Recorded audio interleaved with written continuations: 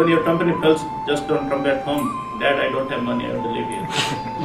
So it's a team effort, but you need to fulfill your dream. If you have a dream, always dream big, not small. If you dream big, maybe you will become somewhere middle or small, but if you dream small, you will be always small. So Samit's philosophy was that he didn't want to make company just to make money. Because we all have a social responsibilities. Money is always, of course you need money, but how much money you can need?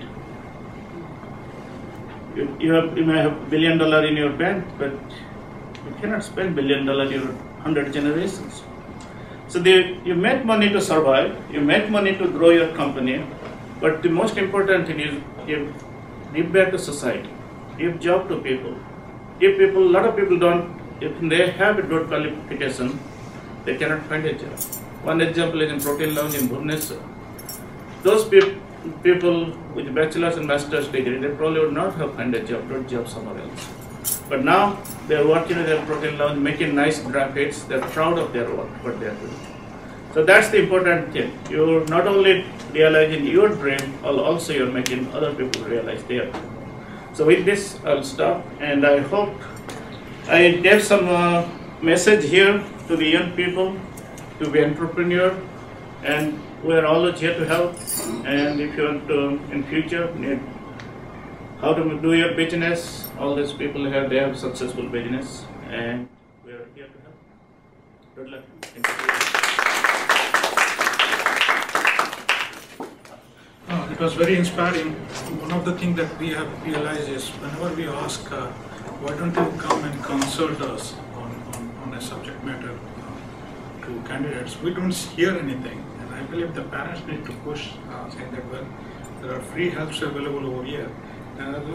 We have really a good pool of people, and Dr. Sujay Singh is one of those who can advise on lot many things. If you go and pay for this kind of consulting, you have to spend a lot of money, so you can get all these things for free.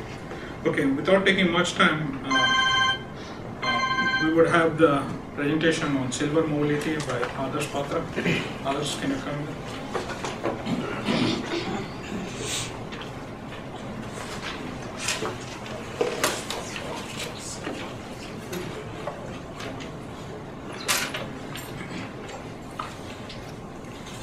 So the way we would work is presentation has to be within 15 minutes, so it should be done in 15 minutes. The next 5 minutes will be question answer. We will take 1 to 2 questions from the judges first, and then it will be open to the audience. When you reach 12 minutes, I will show you a 3-minute signal so that you know.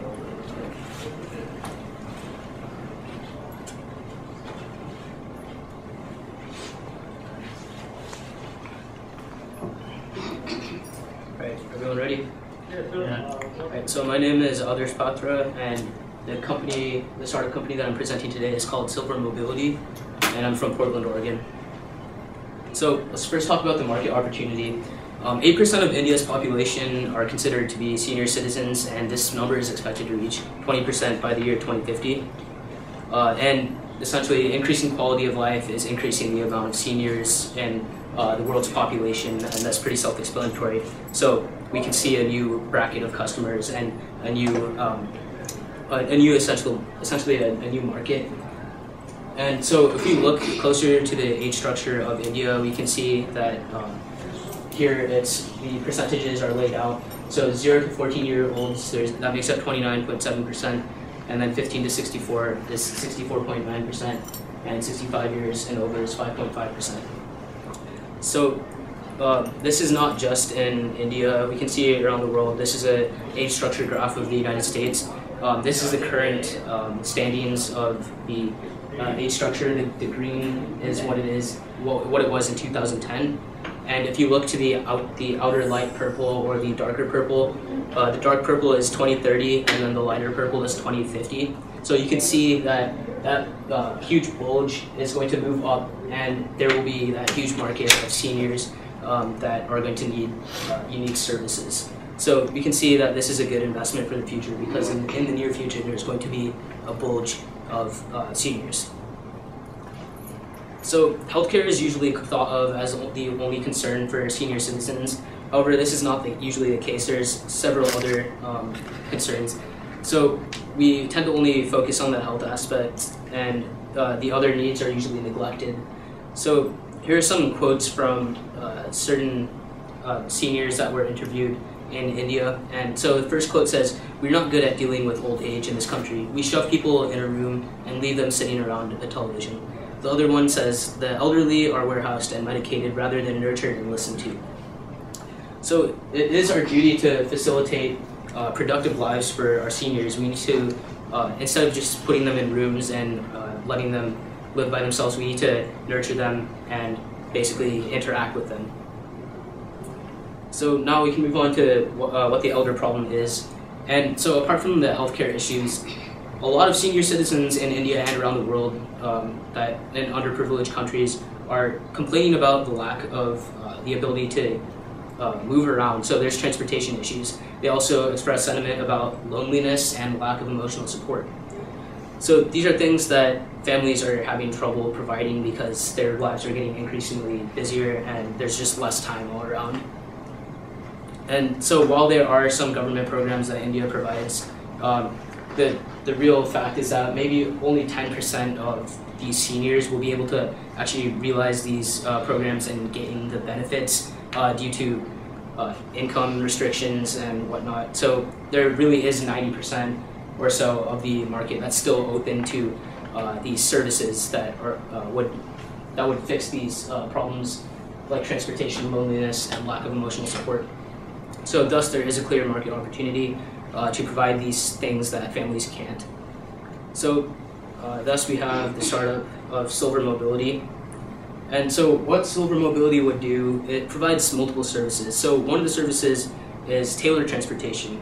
So to address the first major need of these seniors, which is lack of transportation ability, and this is due to the fact that their families would have jobs during the day and it's not like they have multiple cars at their house. So there is transportation issues. So this is where the first service comes to play. So to address the major need of seniors, we have a service that will offer transportation to seniors. And these vehicles that we will be transporting seniors in are customized to are customized for any disabilities and for basic needs that seniors may have. So they're basically tailored for these seniors. So they're not like regular cabs or rickshaws or anything like that. So this basically is to address that major need, and there will be also a variety of vehicles and options that seniors can choose. And the way it would work is that seniors would be traveling in groups. They would be picked up by our drivers and be taken to wherever they want to go and socialize. The other service is group housing. So in India right now, there are not many nursing homes, but there are several country clubs where usually the higher income bracket of seniors, they would go there and socialize during the day at country clubs. But like I said before, this is only about 10% of all seniors in India, so that leaves about 90%, which they usually don't have much to do during the day. They're usually just stuck in the house. So here comes this idea then that we can have group housing, and multiple seniors can rent out houses from Silver Mobility, and they can live together and basically have people to talk to throughout the day. And so these houses that we'd be offering would be either new or renovated, and they would also be customized for seniors. So they would have we would be able to install medical things for medical needs and just general needs in houses. And so this service combats the issues of loneliness and lack of emotional support, because when you're living with people that are going to be there the whole day, or you're going to basically be with people throughout your entire day, you will not have loneliness or lack of emotional support. And the last service is senior networking. So for seniors that don't have the problem of transportation or housing, we have this service which essentially it gives seniors a chance to socialize with a group of 5 to 15 individuals that are around them, and they're able to make a group of friends that they can plan trips or plan trips and use our transportation services or use their own transportation to get to wherever they want to. It's basically a way of finding some way to occupy them and how to facilitate a productive life for seniors. So all the services that Silver Mobility provides are not mutually exclusive. So the way it would work is that anyone can choose any service they want. It's not like you have to choose one or the other. You can have all three, or you can have one or two. So that's how the services would work for this company. So now on to distinctive competence. So first with the transportation service, it's better than any cab service, like I said before, because it's tailored to seniors, and it's made for seniors, and it's going to be group travel, so you will have other people with you, which makes it more safe. And for the housing aspect, it avoids the issue of artificiality, which is rampant in nursing homes. That's just because nursing homes create an environment in which everything is just controlled by one company or one entity. So the housing that we provide will still keep them in the real world, so it builds independent skills, and it avoids all the issues that you will see with nursing homes. So it builds independence, and it's more affordable, and like I said before, the 10% of the population can afford this expensive country clubs. That leaves that 90%. Okay, so now on to the financial and management aspect. So the first year, what we want to do is obtain a loan from any banks, or from certain banks, and try to generate investment through advertisement. Also, we would try to apply for subsidies through the government, because currently the Indian government is subsidizing these type of social programs, because they obviously cannot get to everyone by themselves. So there are opportunities for subsidies and tax breaks. So next would be to establish a base somewhere in a city that has a decent amount of elders, but it's also a big city. So Mumbai or Kolkata would be one of the good candidates. And then in the second year, we would start offering our networking and tailored transportation services. And once we get the initial loans paid back for those vehicles, those customized vehicles, we would start to begin renovating houses and trying to look to buying new housing locations. And then that's when we would offer group housing services. And then in the next 2 years, we would probably pay back our remaining loans and be able to move on. So at the 3-year mark, we hope to have a customer base of about around 1 million seniors, and we want to grow around 25% annually. And once all services are available, we expect a 2-to-1 return on investment.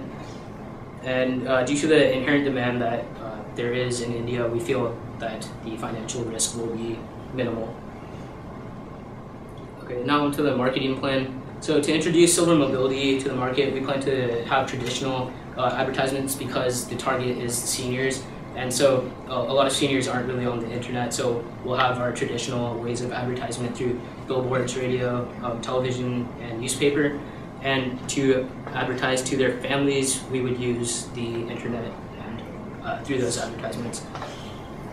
So some of our long-term goals, one would be to drive away the empty nest syndrome, which is essentially what seniors feel when their kids become grown up and they're occupied with different things in their lives. So these seniors feel essentially lonely, so that's one of our main goals. And another is to engage in social work. This company is kind of like a social entrepreneurship company. It's to advance our society. And we want to take part in the development of nearby villages and promote secure living for seniors, and promote green transportation efforts through our essentially carpooling system with our transportation services. So with that, are there any questions? Hopefully that'll lend itself to a really intimate and casual discussion. So in terms of the goal of the panel, so really my thinking when I put this together was, I was asked to put together a panel on careers, and I thought, okay, well, a lot of us growing up, we mainly are familiar with people from a lot of the traditional professional fields that a lot of Indian Americans go into, medicine, and these days, law, and of course engineering. And so I thought it would be interesting to get the perspective of folks who've taken slightly less, traditional career paths for Indian Americans and Oriya Americans. So, so that was the thinking behind our panel today. So we have panelists who represent the fields of education, social work, management consulting, and academia. And so in terms of the format, what we'll be doing is having each of the panelists share briefly kind of what their background is, their career path, and how they got to where they are today, and what that is that they do.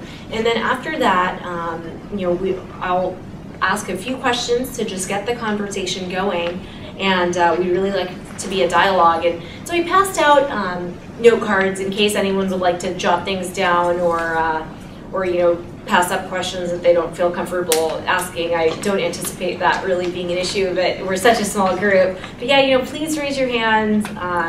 And we have some really awesome panelists with very interesting backgrounds. So I hope this will be productive for everyone. So with that, I guess I probably forgot to mention who I am. My name is Varnali Dasverma. I live in San Francisco and am a management consultant based there. So we'll start with Lisa to my left. I'm Lisa Mohanty, and I'm currently living in Irvine, California, and I teach at a fully online university, and my background has been teaching at both traditional universities and online. So I have my bachelor's degree and master's and PhD in economics, so social science, and I decided to go into academics after my second class at UC Irvine. That's where I did my undergrad. I went in as a political science major, but then I took my first economics class, because when some of you go to college, they'll make you take all these classes that you think you don't want to take, and then you take one and you find it so interesting, and then you change your major. So I did that. I took an economics class and I loved it, and I loved my economics professor. I thought he was so interesting and his research was so interesting that I said, you know what, I want to be an economics professor. And I just kept going. After my bachelor's degree, I did a master's PhD program, and after that I taught for several years at different colleges in Michigan and New York and in California. And then after having 2 children, I decided, you know what, being in a traditional school was a lot harder than I thought, and a lot of stress to publish papers, and so I did a little bit of a change in career path, and now I'm at an online university where I can work from home and I still get to teach. I still have almost 40 students, and it's a full-time job, even though some people think like when you work at home you don't work. You can be in your pajamas, but you still have to work. And so it's definitely 5 days a week, but it's an emerging type of educational structure. I mean, many of the public universities have online departments, and I think it's a growing field, and it's great because most of our students in the university where I am are in the military, so they don't have access to the campuses that we all do. So a lot of them are stationed in Afghanistan and Iraq, and this is a way for them to get their bachelor's degree. So, and they take it very seriously, and sometimes people say, oh, I saw an ad for your university, and they don't think it's like a real degree, but it really is. They still have to take same number of credits, and it's just the only thing that's different is that everything is online. So it's been a really nice experience, and I've managed to kind of balance my family life with my professional life. Is the tuition cheaper when it's online? It is. It's comparable to a community college. Yeah, but the thing with a lot of these online universities is that because they're catering to the military, because they're catering to students that don't have access to traditional campuses, a lot of the students get tuition assistance. So it's basically like GI Bill, and so they're getting their education paid for by the government. So that for them it's actually, almost a free education. Hi, I'm Swaroop. I live here in Seattle. I work as a management consultant at a small firm called Lake Partners, here in Seattle. I have 2 bits of advice for any of you who are thinking about what are you going to do with your career or the future. The first thing is to be honest with yourself all the time. Think clearly about kind of the situation that you're in, what it is that you're doing, how you feel about it, the experience that you're going through. The second bit of advice I guess I have is to recognize, be aware of, and actively make the trade-offs that you're making in the choices that you make, again, with your career. So just to give a little bit of context and tell you a little bit about my story, I, like Lisa, I went to college, was very inspired by my professors and decided that, hey, I'm going to also go and be a professor. For me, the field that got me excited and inspired was chemical engineering, so that's where I pursued my degrees. And I was very excited, one, about teaching, the opportunity to work with students in that kind of setting, and also the idea of doing research. For me, again, the field that got me excited was gene delivery, the idea of curing diseases that nobody can cure. And you can imagine why that would be exciting to me or anyone else that gets into this field. So that's what I did. I went to graduate school because I wanted to do that, to cure those diseases. And as I went through that experience, in terms of being honest with myself, I discovered that this isn't necessarily what I should be doing with my career and my life. It's something that I can do, that I'm capable of doing, but that doesn't mean that I have to do it. One of the challenges of trying to cure diseases that nobody else has cured is that it's very hard. And so, I recognize that this type of career brings with it a lot of frustration. The people that you see, from my perspective, what I would say, the people that you see, being successful, making these discoveries or advances, winning the Nobel Prize, you see that sort of success that they've come to, but you don't see, again, the frustrations, the struggles, the years of determination that it took to get them there.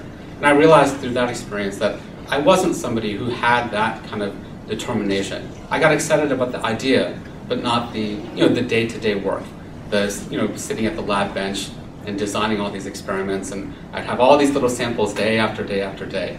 I decided that wasn't what I wanted to do or how I wanted to spend my time. I thought there were other ways that I could be constructive. So then again, in terms of being honest with myself, I said, okay, what is it that I like to do? What would I enjoy? How would I like spending my time? So a couple things stood out to me.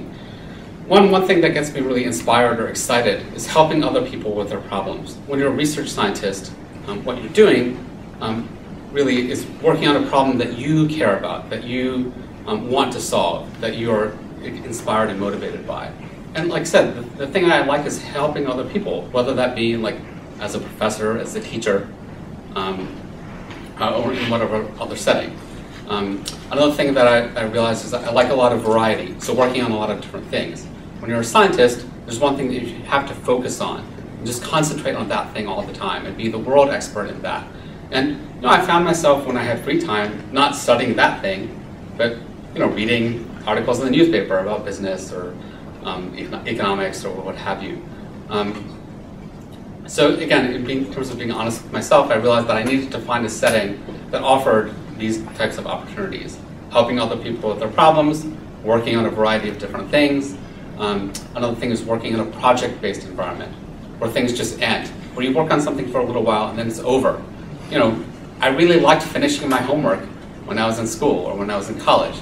And then, again, I wanted a setting that had that, where I got to finish things. So that's what brought me to my job now, where, again, I'm helping other people, in this case, business people, with their problems. I work on projects that have a defined sort of scope and timeline, and I finish them, and so on. And then, again, the other thing around sort of recognizing the trade-offs that you're making. You're always sort of sacrificing something, to me, at least in my experience, when you make a decision about your career. It's very easy to get excited about the things that you get, the things that you get to do. When you're a doctor, you get to cure people's illnesses. When you're a consultant, you get to help people with their problems and work on these interesting things. When you're a teacher, you get to work with the students and see them learn. That's exciting. But you're giving something up in all those things. And for me, among the things I gave up was sort of the visceral appeal of working, again, on a problem that anyone would like to do, right? Is cure diseases that no one can cure. I gave that up. Now sometimes I work on more what you might think of as more mundane problems, more dull things. And for me, the excitement comes in, again, helping somebody, because there is somebody that I work with who cares a lot about that, even though intellectually this problem might not be the most exciting. So that would be, again, my advice to you. be honest with yourself about what it is that you want to do, how it is that you want to spend your time, not only in the big picture, but on a day-to-day basis, what you're doing every day. And then recognize what you're giving up and be happy about that. Accept that and keep it in mind that this is something that I want to do, even if I don't get everything that I want.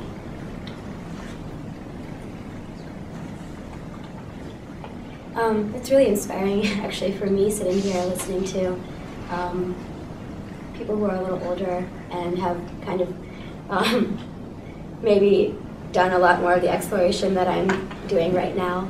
My name is Ankita Mohanty, and I grew up in Michigan. I went to the University of Michigan in Ann Arbor and studied clinical psychology and women's studies, which is a little non-traditional. When I told my parents I was no longer doing pre-med, they struggled a little bit with it. I think that parents they want you to be happy, they want you to succeed, and they have a pretty specific definition of what that success would be. So I live in Alaska right now. I work in Juneau, which is, has anyone ever been to Alaska here? Really? Where have you been? Anchorage. Yeah. What do you think of Alaska? I think it's really beautiful. Isn't it beautiful? Yeah, I like it too. It was a big part of the appeal of moving there. And so, let's see, I guess, how did I get to Alaska? So I, like sort of said, I really pride myself on listening to what made me happy. So I went to high school, when I was in high school, like a lot of you maybe, started off when I was little, working on a lot of math and science problems, tried to really hone in on those skills. In high school I took a lot of advanced classes in those areas, so I can say that I'm capable of doing math and science, and maybe would have been capable of doing engineering or medicine as a career. But when I got into college, the world really opened up for me, and I sort of fell into a research program focused on prevention of domestic violence, specifically in South Asian communities. And suddenly I felt something that I hadn't felt really in a long time in my math and science classes, which was energy and passion and a real feeling that I could do something with this work. And so I really pursued that in my studies. So I took classes that were focused on advocacy and prevention work. I studied things that that felt important to me, I guess. And that led me into my major and my decision to study social sciences. So let's see what happened after that. I graduated and continued actually with my research project, and we worked on bystander intervention models. So what do you do when you witness a domestic violence situation? And I was involved in various capacities in community development, community organizing. I also got involved in the Sexual Assault Prevention Center on my campus, and so we would give presentations on to men specifically, so in fraternities and for sports teams, talking about ways that they could be a part of the prevention of sexual violence and sexual assault. So really, I guess I continued doing what I cared about, and that's what I am doing right now, which is, okay, wait, let me get to that in a second. So I graduated, I worked on this research project, and then I thought, oh gosh, I don't know what I want to do. I feel like that this world is open to me, I can do anything I want. I don't want to go right into graduate school, I want to explore a little bit more. So I thought it was time for an adventure. So I took the train across the country with one suitcase, and I thought I'll just see what happens. So I went to Seattle and lived there for a couple months. I lived here for a couple months. And I got an idea of what it's like to not really have a plan. So I ran out of money pretty fast. And I thought, oh crap, I really need a job. I had this sort of dream, like, oh, I just kind of want to play by the ocean and work in a farmer's market. You know, my parents were just like, what's going on with her? She's gone crazy. But it was part of my process. It was part of understanding the lifestyle that I wanted. I didn't necessarily want to be poor all the time. Like, I wanted to have a little bit of money to buy buy nice foods and go out when I wanted to go out. So it was a really good lesson in practicality for me. And so I took this job that came up in Juneau, Alaska. And I work in a mental health and behavioral health facility. It's a residential home for young girls who come from all over Alaska. They come from villages, so I work with majority Native clients. And they typically have drug abuse history, sexual assault, sexual violence history. They have grown up mostly in broken homes. They've witnessed a lot of domestic violence, childhood neglect, all sorts of really tough things. So I work with them on a day-to-day basis, kind of help them with just living and learning how to cope with all of these traumas that they've experienced in order to sort of have a good life when they leave our program. So they have therapy. The family therapy, group therapy, and individual therapy. And so we sort of help them process through all of that and learn how to have healthy relationships and healthy lives, healthy lifestyles. And so I feel like I'm doing advocacy work and the work that I'm really passionate about, but it's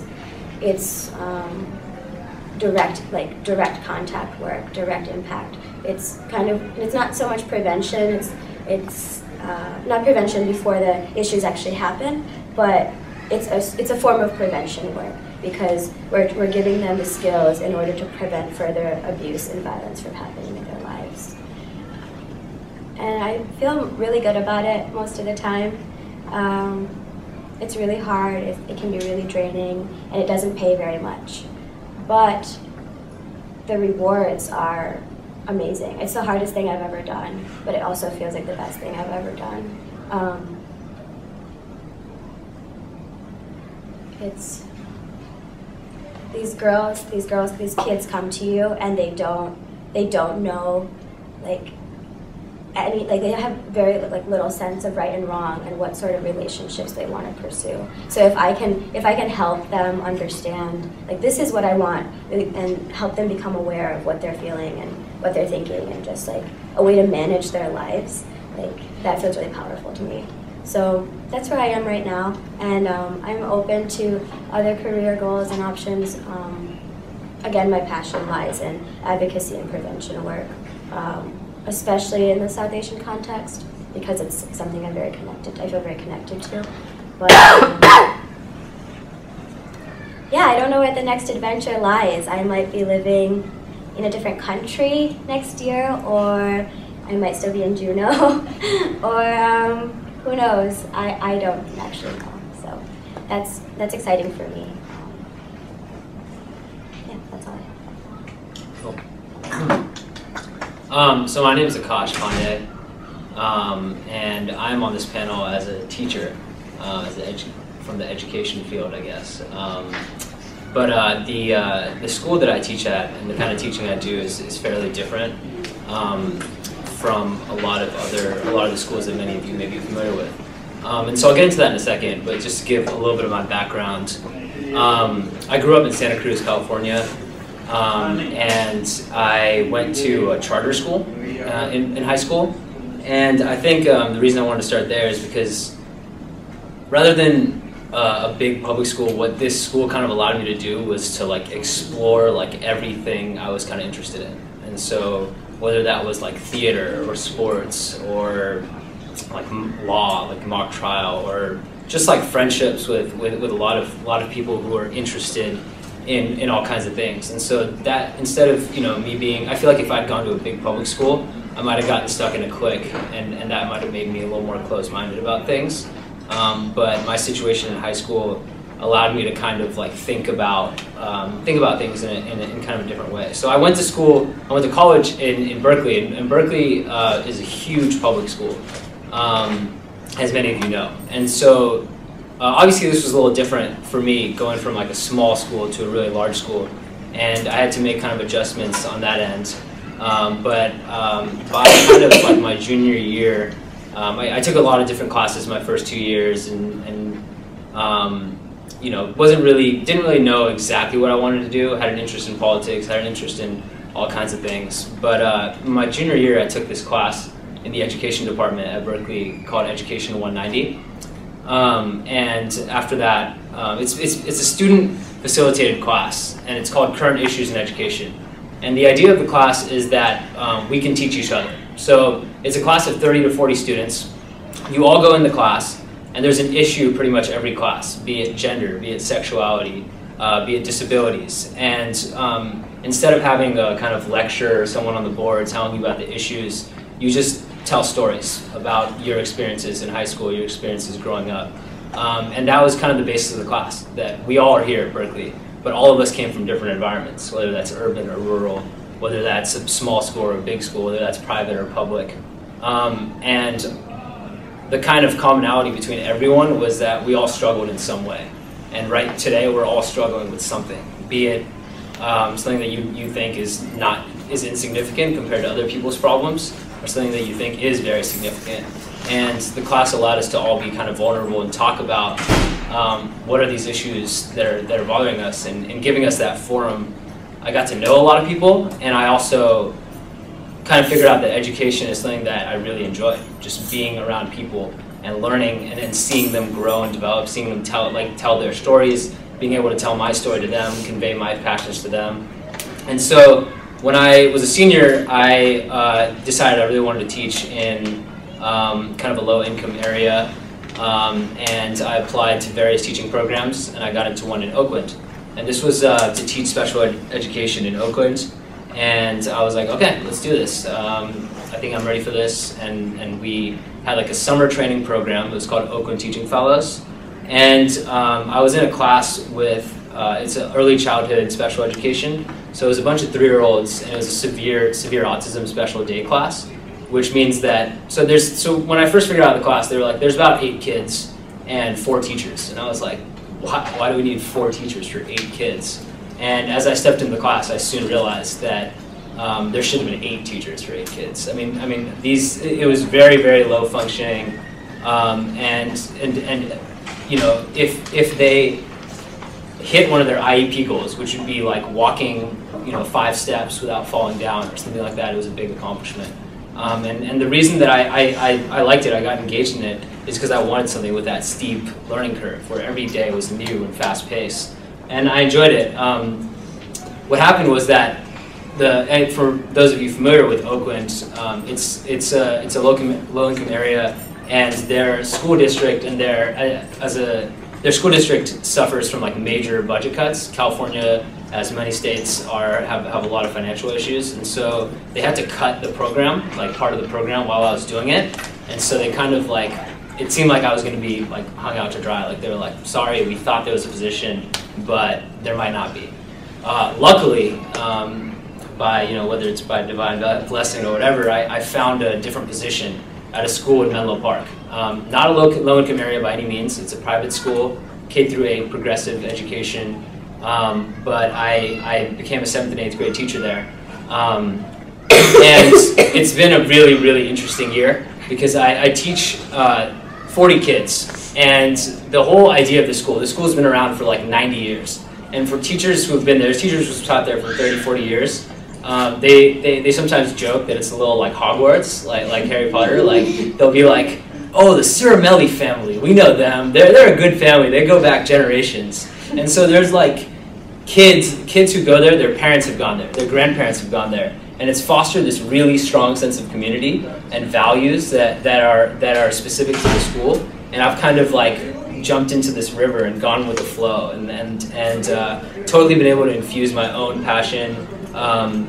There's this thing called choice at the school where we can teach. There are these 3-week periods from every 11 to 12 class period for 3 weeks. We can, as a teacher, can teach whatever we want. And there's 5 of these a year, right? So, and it's honestly like you can do whatever you want. Like this year, the choices that I taught were freestyle rap, a history of the NBA, a choice on India, where we took a field trip to a market, shopped for a bunch of food, and I went in there with like 10 white kids, and then we came back and made like an Indian meal. And then, what else did I do? I did one like a history one, something else. But honestly, this is the way the school works. They say, listen, you all have passions, explore them, right? We'll give you the freedom. There's about 2 hours of free time a day where the kids can do whatever they want. And there's obviously like a lot of like arts type things going on. There's like a weaving room, a wood shop room, PE going on all the time. And so it's a really interesting school. It's very difficult to explain because it's so alternative and it's very, very different, but it's an awesome place. And if you are ever in the Bay Area, in Menlo Park, give me a call. Come visit, and I'd love to show you around. Yeah, thank you to all 4 of you for sharing your background. And you know, this one of the questions that I wanted to ask you, and I think you guys have already started hinting at this. You know, some more so than others, but you know, how would you say each of these professional experiences that you all have had have kind of shaped your worldview and your values? Would you say that you had a distinctly different perspective on certain things prior to pursuing the professional experiences that you have? Do you want me to start? Sure. So I guess since I already started talking about my school, I'll talk about it a little more. A big philosophy of the school is that children should be treated as adults. There shouldn't be this dichotomy, like here are children, they can only do these things, and adults can do so much more. And so a lot of the way they interact is in a very, like, we just hang out with them, we play games, when we teach them, it can be like, there's teachable moments every day. And so part of the values change that for me is that, growing up, obviously, my parents from the room, they can attest to this, but it was very academic focused, right? I came up and in like 1st grade, all the kids were looking at me like, why are you doing 4th grade math? And my mom was like, why are you only doing 4th grade math? And so I had a definite academic focus growing up. So when I first came to the school, it was a little weird, right? It's just like, okay, so we have, there's like a 9 to 10 class period, and most of the time they'll be out of class by 9:45 and just be like, oh, go outside and play, like let's go hang out and play. And so obviously that was a little weird for me. But one thing, and I was just watching, do people here watch TED Talks? Have you heard of the TED Talks? So there's this one that this guy named Sir Ken Robinson did on education, changing paradigms in education, and the thing he said is that like we're all kids. Picasso once said that like all children are born artists, right? We're all born as artists, but but most of the time we grow out of it. Or as Ken Robinson said, we're forced out of it by our education system that prioritizes math, science, and then humanities, and then art at the very bottom. And so the school that I'm at really prioritizes explore your creativity. And there's some amazing artists and theater people and musicians. And that's part of like the changing in values that I've had is realizing that everyone has their own interests, and if they're able to explore them, they all have something to offer us. Every individual, every human being, and so and every child has that growing, and you see that, and I'm able to see that every day. I'm able to see them develop and grow, and so that's kind of my change in values is really like seeing that happen every day is just like you begin to appreciate everything that the world kind of has to offer. And I think that's kind of the main way that I guess my values have changed a little bit. Women. Again, let me be clear, because I think we kind of say this every women's seminar every year, that women's seminar is really not about just for women. It is for both men and women. It may be just about women issues, but for both men and women. It is our goal not only to continue the Women's Forum at OSA, but to maintain continuity in dialogue of women issues post-convention through chapter and interlocal interest groups. For example, after last year's successful Women's Forum on Domestic Violence, the forum organizers had follow-up activities and discussion on the topic throughout the year. Just a few of these because I just found out that in the souvenir they are all listed. So I'm just going to just read just 2 or 3. So one was discussion through Women's Yahoo group. Second, there has been some local forums, women forums, particularly one in Houston following the convention last year. Then there has been also, many of you know, remember we had a skit on domestic violence, and that skit was also presented again in Austin because that was so successful that many people were inspired and bring to their chapters. We hope to continue the momentum after this year's forum, and definitely we would like to take this to a new height. The topic for today's forum: breaking our silence, helping our children. Breaking our silence, helping our children. It is about sexual abuse of children, a problem that is serious, encountered in all societies, and one that affects children and adolescents regardless of their culture, nationalities, gender, religion, and economic status. Yet, it is a subject that can be very difficult and uncomfortable to talk about, and even more difficult to acknowledge with very young children. Therefore, the underreporting of problem in every society, particularly in traditional societies like India, comes as no surprise. This Women's Forum is designed to achieve 2 goals. First, to gain awareness on the prevalence of child sexual abuse in general and the female child sexual abuse in particular. Second, to provide knowledge and tools to prevent such abuse. The forum begins with an interactive training session by Uma Rao, then a presentation of a documentary film, The Children We Sacrifice, that's the title of the film, by Grace Ford, a South Asian activist, and a general discussion moderated by Ankita Mahanti. She is the main person here. And we are so thankful for Uma Rao, who has graciously agreed to help us in the seminar. She is the regional development organizer of the Pride Foundation in the Western Washington. She is active in anti-violence and social justice movements and organizes community activities on regular basis. And I will request Uma Rao just to elaborate on the introduction if it is kind of brief. So please talk about yourself as you see fit. We also are pleased to present Ankita Mahanti, a young, energetic, second-generation Odia, to moderate the Women's Forum. And this is the first time, let's give a clap. And Ankita Mahanti has a BA degree in Psychology and Women's Studies from the University of Michigan, Ann Arbor. She has been involved in community outreach and research in the area of sexual assault and domestic violence prevention. She currently provides rehabilitation services to teen girls who have multiple clinical diagnoses and extensive trauma histories. And again, Ankita is probably going to elaborate on what she does as she finds it fitting and appropriate. And with that, I'm just going to hand it over to Ankita, and we are very proud, and again, thanks to everyone who came on time. Thank you everyone, namaskar. So I'm Ankita, this is my facilitator, co-facilitator Uma. I'll let her introduce herself further in a moment. It's really an honor to stand here today and moderate the Women's Forum, a seminar that I've always found to provide a safe space for important dialogue and awareness raising.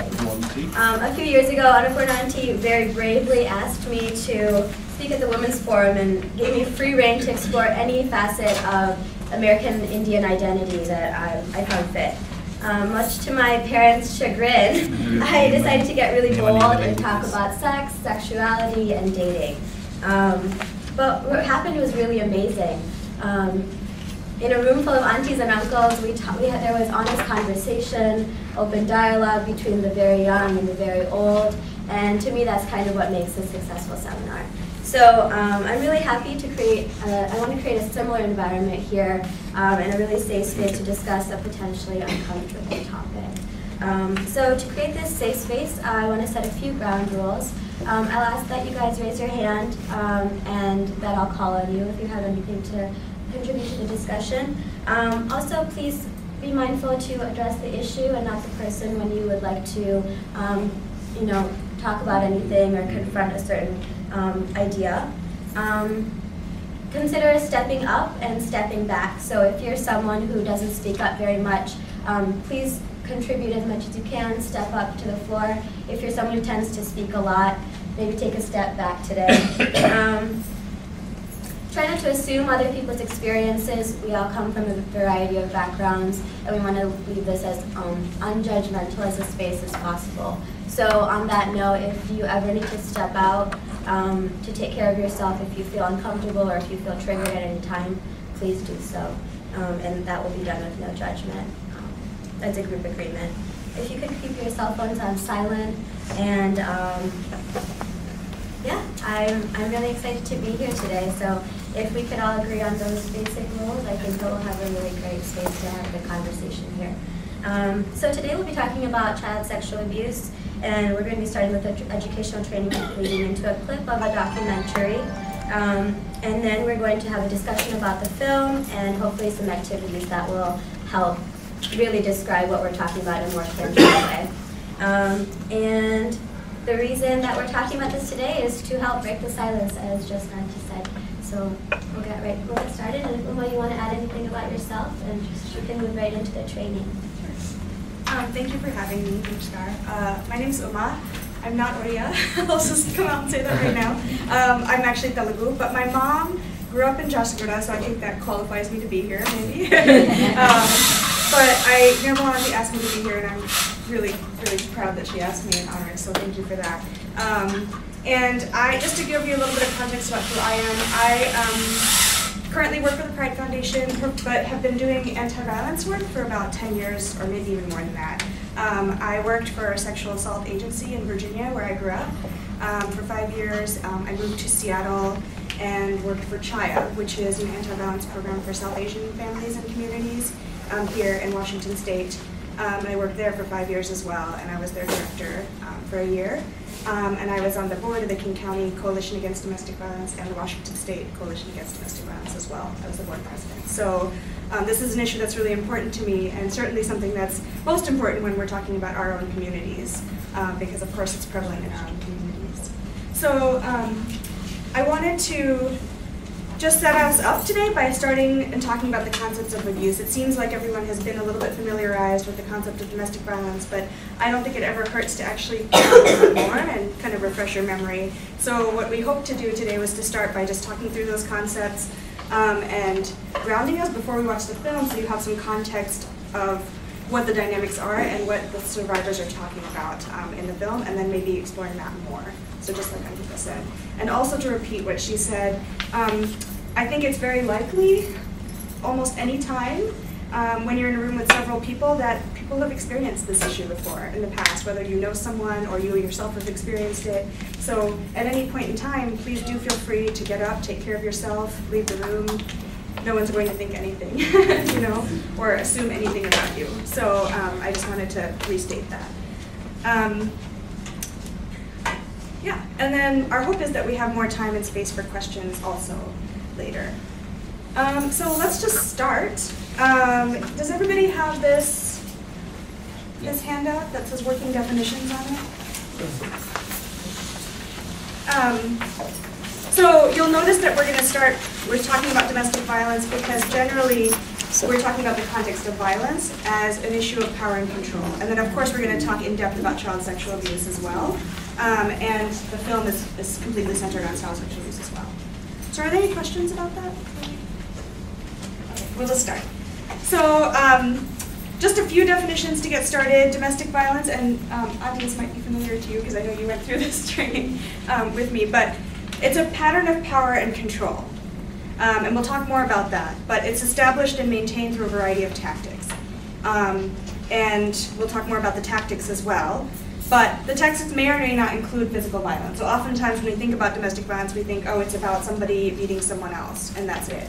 But actually there's a lot more to it, right? There's emotional manipulation, there's sexual violence, there's threats of control and intimidation, holding off money, and we'll talk about all of that. But all of that would be counted as violence, according to the field and maybe according to the world too. We think about domestic violence as a pattern of exploitation. And so when we look at some of these specific, more specific definitions of family violence, it can include domestic violence, also extends to children, parents, grandchildren, grandparents, and other family members. So we do often see actually elder abuse, abuse against elderly people in our family, or child abuse, which is what we're going to talk about today, abuse against any children. And when we talk specifically about child abuse, it could be incest, you know, like family members of the same generation, or it could be an adult to a child. And sexual violence includes any kind of unwanted sexual attitudes. If it's words, if it's a look in your face, if it's a touch or an action, such as sexual assault, rape, harassment, molestation, all of those things. We'll get more specific, but are there any just basic questions right now based on these? I know that we're just kind of throwing definitions out, so I just want to make sure people feel. I have a question for you. Yeah. How did you move from Virginia to Seattle? I moved to work for Chaya. Yeah. That's how you moved? That's how I moved, such yeah. a beautiful place. Yeah, it was, yeah. It is a beautiful place, and I grew up there, and I worked for the sexual assault agency there. This is a beautiful place too. It is. But it rains a lot. Yeah, yeah. So we're lucky that you don't have rain. Yeah. This week. Chaya was an opportunity to work in my community, so I moved here. Yeah. I saw a movie, Pinjar, a few years back. Very visible, I mean, discussed, highly discussed and all that. And they were telling that the society's power game, you know, essentially you are trying to prove that somebody is superior, somebody is inferior, you associate with it. Yeah. Is that something a relevant issue now? Yeah. Wouldn't you say? Would you say that's true or not? No, I mean, in this context today, is that something? I think so. Yeah. Yeah, I would say so. I think that the quest for power and control is really born out of sometimes like an inferiority complex. So if if a partner, often in this situation, maybe a male, will feel insecure, inferior to his partner, then he is more likely to seek power in that relationship and therefore perhaps be violent. Is that what you were talking about, Uncle? No, I was telling that this is a kind of classical dynamics of the society as understood. Mm-hmm. Now, I was trying to say that if you have more information and any things special today, you are going to less. Why don't we see what they have? Yeah. That's a great segue. Sandeep Babu, are you talking about power, distribution of power? Not electric power. Okay, one more. I'm talking about one has more power, the other is not, doesn't. And the person who has more power tries to take advantage of the other individual. That's what you're saying. No, what I'm saying is, just to have more power, it could be that it's a manifestation of, well, we are more powerful now that Pakistan is there. That was the issue there, India.